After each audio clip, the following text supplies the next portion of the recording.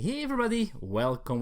My name is Kurt, aka Vitruvian Gamer, and we are here at episode 254, I think. Oh, I forgot to check again. Oh, my intros are getting worse and worse, folks.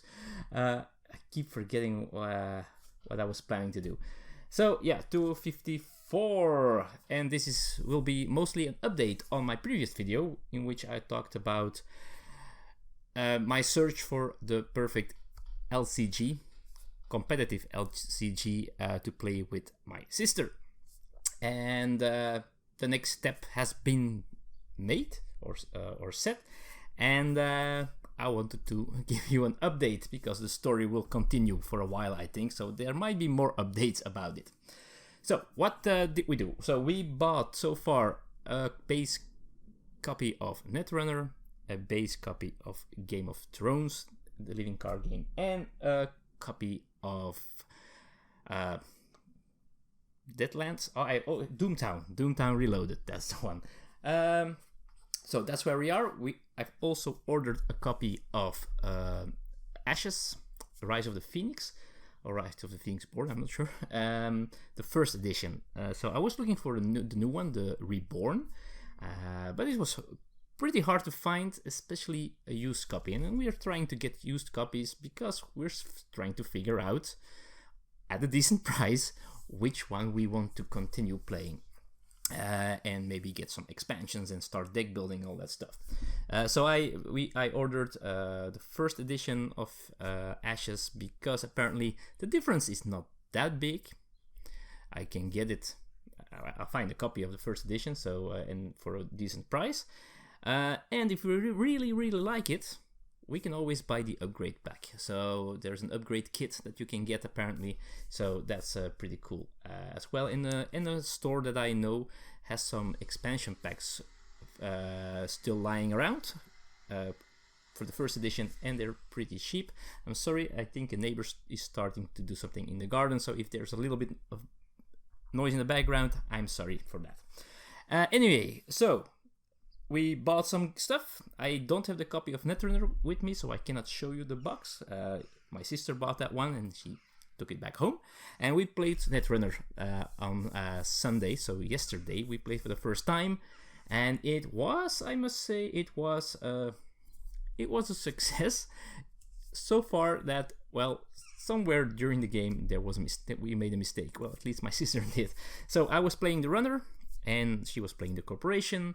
We used the advised starting decks, and I had a very hard time at the beginning, so that's a mistake that we both made. So she was putting down cards and ice, which, if you don't know the game, this Netrunner, you're a hacker, which is called a runner, and you're trying to get secret agendas or steal agendas from a corporation, while the corporation is trying to put those agendas into fruition.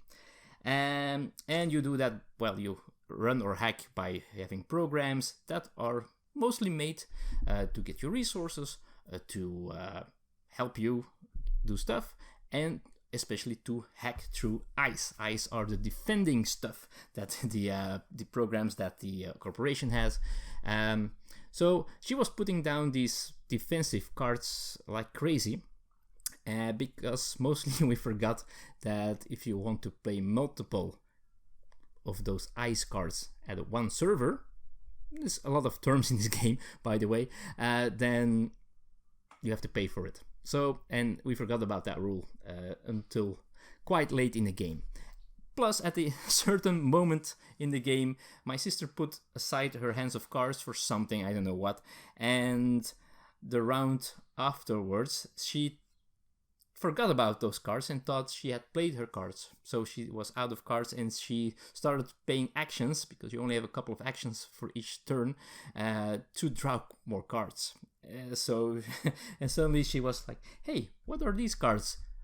It's my hand that I thought, oh, I was looking for those. So yeah, so it was, we didn't choose a winner. I won in the end, but it had reasons. So, but I really liked it. I really like the thematic input of this game. It all makes sense what you're doing. That's pretty cool. For me, as an ex-Magic player, I still play now and then, but really not that often. It also scratched that certain itch as well, so that was pretty neat. So then we went to the next one, which I do have my copy of. It's Game of Thrones, the card game, 2nd edition. This was pretty interesting as well. Great team, of course. If you've seen Game of Thrones or read the books, it's definitely recognizable and it's so fun to have. We also used the suggested starting decks, which are smaller than you would normally play with. I was playing Lannister, my sister was playing the Stark faction, and it was interesting. I really enjoyed how crunchy it was. There's a lot to take into account, and that you have to look at, and you have to make important decisions, starting from the beginning of the game, where you can play already some cards on the table with a maximum cost of 8. Every round there's this plot phase where you have to decide which plot card you're going to play, and that plot card decides how much money you will get that round, how who get initiative, and how strong your challenge actions will be that round, or the result of it, and also how what your hand limit will be at the end of the round. So there's a lot to take care of, and then you're going to that challenge phase, and then you have to decide which characters am I going to use for what type of challenge, which will I keep to defend against my opponent's challenges, and all that stuff. There was a lot to take into account. So that was interesting. It was crunchy. It was not easy for the first time. It was quite a job, but I enjoyed it, except for one thing. At the beginning, as I said, you can play some characters and locations and cards with a total cost of maximum 8. And I played some small cards because you draw a card of, I think, 7 cards, and from those cards you can play those starting cards. And my sister just put one small location and a 7 gold cost Eddard Stark, which of course is the most expensive card of her deck. But I never had any chance of defeating that character, and it was so powerful that I lost so terribly bad that it's still left a sour taste in my mouth. I already asked a question on Board Game Geek whether this is normal or this is just because it's the starter deck without deck building and a smaller deck that this might happen. And I got one reply so far, and it might be, you might have more options of defeating characters like that if you have the right, you create the right decks. So we'll see. I'm still curious, so curious that I even already found myself a second used copy of the base game, because if you want to start deck building, apparently you want 2 or even maybe 3 of those base games to have all cards enough for multiple players to use them. So I bought one. We'll see what happens. If nothing good comes out of it, I'll resell it, right? Okay, and this is going a little bit long, but I want to show you the third game that we played. Well, I placed it a little bit too far. Is that Doomtown Reloaded game? This is a box that I bought, also used copy. It's the wooden box, which has poker chips in it and terrible player mats. The insert is not strong enough to keep everything good, so it has cracked and all that stuff. So it's it might have been better to get a normal copy, but hey, anyway, so we made a mistake there, a big one. So it has 2 rulebooks, one with rules and the other one with an example play of a round. And most of the times when games do that, you don't really have to know the rules. You will learn the rules by doing that step-by-step play. So we decide, hey, let's take those starter decks and let's do that step-by-step play. So we followed the book, but it didn't explain what we were doing. We had to figure it out ourselves. So in this case, so if you want to do this once someday, read the rules first, folks, and then do that step by step. intro thing. That might help. That is perfectly fine. But if you didn't read the rules, you have no clue what's happening. So we were doing it, and we were like, I don't know what this is all about. Why? I don't know. And it has so many terms with special names that is really difficult. The hardest one was the word winner. So in the beginning of a round, you're going to do a poker game, and the one who wins that game, well, it's a low, you have to be the lowest, have the lowest result, is called the winner, which is the word to be the starting player of that round. But winner in a game, use the winner as starting player instead of the winner, and sometimes it was terrible, right? It was I couldn't believe how that worked. It was like, so the winner, who's the winner? The winner of what? And then it was, oh yeah, the starting player is called the winner. That was a little bit weird, but still the theme I think is really cool, and the artwork and all that stuff. So I'm now learning or reading the rules, and we're going to tackle it again next time. Yeah, so that was my first meeting with 3 of the 4 games that we're planning to try out. I think there were more suggested. Warhammer was one of them, for example. Vampire as well. Vampire the Masquerade. You also have Vampire Eternals, apparently. I think there are probably more of those games, but I think we'll stick with these 4, and we'll see what we like most. After first play, I enjoyed Netrunner the most. My sister enjoyed Game of Thrones the most. Is it because we each won that game? That might be the case for sure. But yeah, that's what happened here.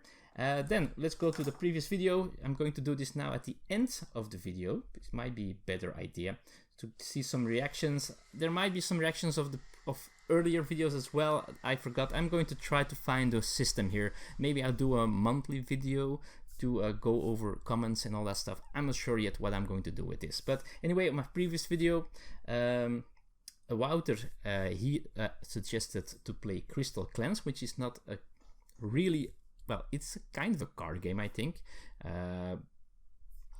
To try that one.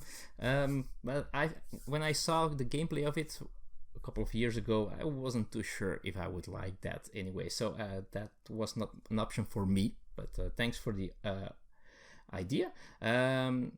Also, he said Shards of Infinity. We already play Shards of Infinity quite a lot. I have all expansions. Really like that one. It's really, it feels a little like Star Realms with a different theme and with some other twists and 2 ways to win the game, which I really like. That second one where you can go for a certain type of points, which is called Mastery. And if you're 30 Mastery and you draw your Shards of Infinity card, then you do infinitive damage, which is awesome, right? That's a cool way to win as well. Okay, then Dark Mind says that, oh yeah, I was talking about, so you have been eating at that time. It has been set up on my table for since that video. After making the previous video, I set up this game to film as soon as I could. I did not get the chance to film a playthrough of So You've Been Eating. I'm trying to find time. Maybe, very maybe, I start filming on Wednesday. Maybe. Okay, then Sarah Reed, she says that she used to play Magic as well.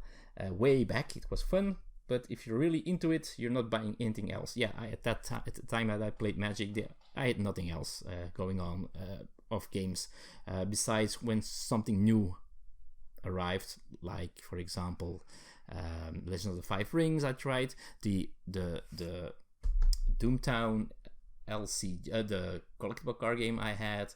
I tried a couple of things, Battletech as well, but I also always kept playing Magic. So she's not a huge fan of 1v1 games because her husband Will is so much better at them. So yeah, so she does like Shards of Infinity and Star Realms. So there you go. If you're looking for one of those games that you don't have to collect or not a living card game, those 2 are really good options. And then Charlie P says that Ashes is probably the best one, and also Game of Thrones is pretty good, but it was hard to find in this area. Yeah, there's some I can find some in my area at this moment, so that's still an option.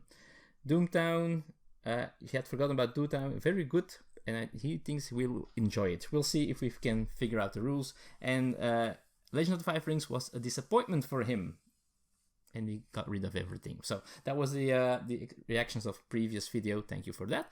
And if you want to talk more about what I have been talking about, these games that I'm going to try out more, let me know in the comments below.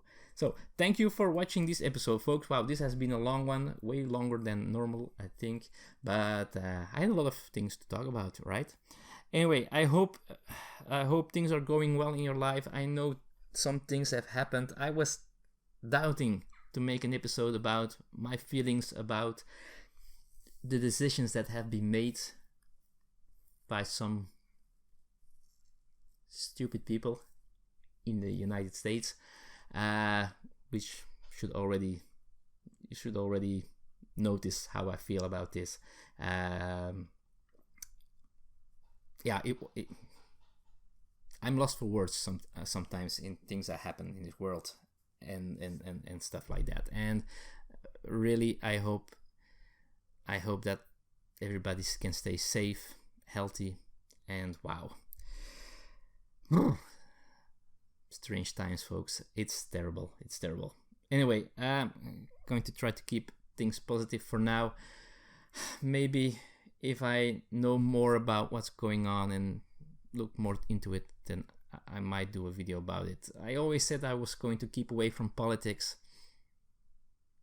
but in the end, this is more than politics, right? This is about humanity, isn't it? Oh man.